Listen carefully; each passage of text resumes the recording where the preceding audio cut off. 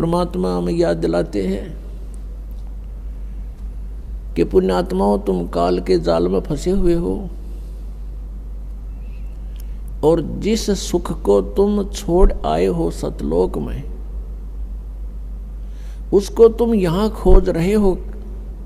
जो सुख आपको अपने घरों में होता है, उस फैसिलिटी को आप जेल में चाह रहे हो,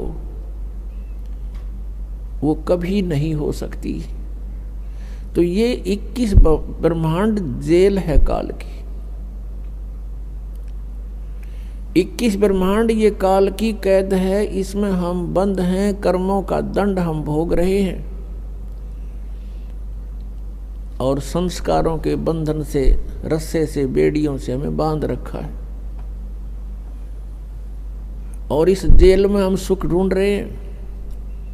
ये हमारी अज्ञानता और भोलापन है। इसके विषय में भगवान बता रहे हैं कि तन धर सुखिया कोई नहीं देखा।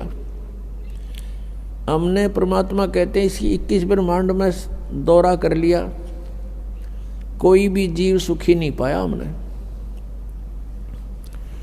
परमात्मा कहते हैं हम ब्रह्मा के पास गए तो वो महादुखी, विष्णु के पास गए उसने भी सैकड़ों चिंताएं अपनी बताई, शंकर जी के पास गए वो भी दुखी। और फिर कहते हैं कोई पूरी पृथ्वी का शासक हो, भूपति यानी पूरी पृथ्वी का शासक हो, उदय अस्त का राज जिसके पास हो, उदय माने जहाँ से सूर्य निकलता है, अस्त जहाँ छुपता है, अर्थात पूरी पृथ्वी पर जिसका शासन हो, वो राजा भी सुखी नहीं देखा हमने। फिर बताते हैं, देखो एक परिवार का मुखिया वो प्रबंधक होता है अपने परिवार का, और 5-4 सदस्यों के अरेंजमेंट में वो महादुखी हो लेता है, टेंशन हो जाती है, रात को नींद भी नहीं आती उसको। और राजा एक अक्षेत्र का प्रबंधक होता है, मुखिया होता है, तो वो कैसे सुखी हो सकता है? ये तो हमारी एक अज्ञान, हमने सुख के नापण का आधार गलत ले रखा है, जिस कारण से हमने महादुखी आदमी, व्यक्ति सुखी दिखाई देता है। उसके लिए परमात्मा हमें बताना चाहते हैं कि भाई घाटे बाद सब जग दुखिया।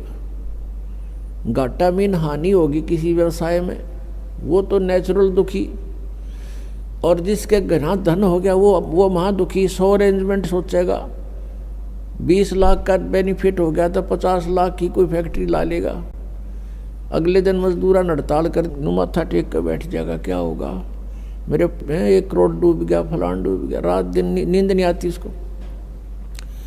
कहने का भाव ये है कि यहाँ कोई प्राणी सुखी नहीं,